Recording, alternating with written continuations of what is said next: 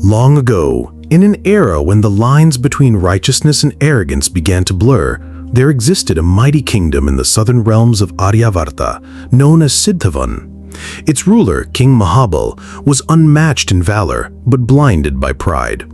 Obsessed with power, he declared that he would surpass even the gods in warfare.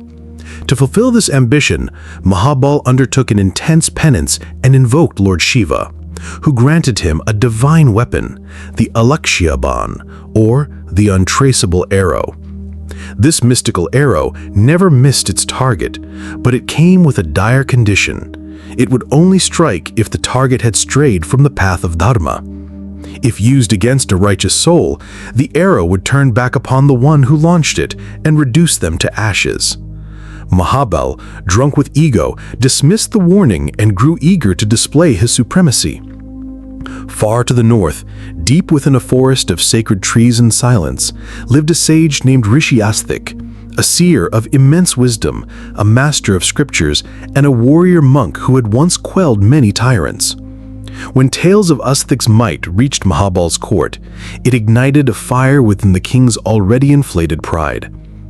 Gathering his army, Mahabal declared in a grand assembly, "No knowledge, no penance, no silence is greater than the might of my bow. I challenge this so-called sage to face the true power of a king." His court cheered, and soon a massive army began its march northward. Along the way, Mahabal trampled small hermitages and kingdoms that dared resist. As he neared the sage's forest, he sent a messenger to Asthik with his ultimatum: "Submit to my power or prepare for war." The sage simply smiled and responded, "O king, war is but an external disturbance. You have already lost the inner battle. A man ruled by ego cannot defeat another who's ruled by truth." Enraged, Mahabal ordered an immediate assault. That night, beneath a stormy sky filled with roaring thunder and flashing lightning, the battle began. Asthik, with his disciples, warriors of spiritual strength and inner fire, stood firm against the invading army.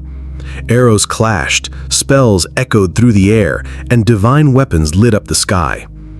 When Mahabal realized his men could not defeat the sage through conventional warfare, he summoned the ultimate weapon, the Alakshaban.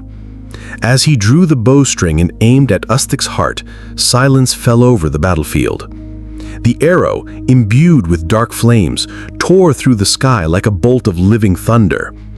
But just as it neared its mark, the winds shifted, the stars dimmed, and the divine balance tilted. The arrow, sensing the righteousness of the sage, turned mid-air and hurtled back towards Mahabal. In a blink, it pierced his chest and incinerated his body in a flash of divine retribution. All watched in stunned silence. The king, who claimed to be mightier than Dharma, had been undone by his own arrogance. Asthik stood with no joy in his eyes, only compassion. "Power," he said calmly, "is meant to serve truth, not overshadow it. When strength defies Dharma, it seals its own doom." The battlefield fell silent, and Mahabal's army surrendered, laying down their weapons at the sage's feet. Asthik forgave them and initiated a new era of peace in Siddhavan, where justice, not ego, would rule. The tale of the Alakshaban echoed through generations, retold as a sacred warning that divine power comes with divine responsibility, and without wisdom and restraint, even the deadliest arrow becomes a curse. This story reminds us that wars are not won by might alone, but by righteousness, patience, and truth. Even the most invincible weapon is powerless against Dharma.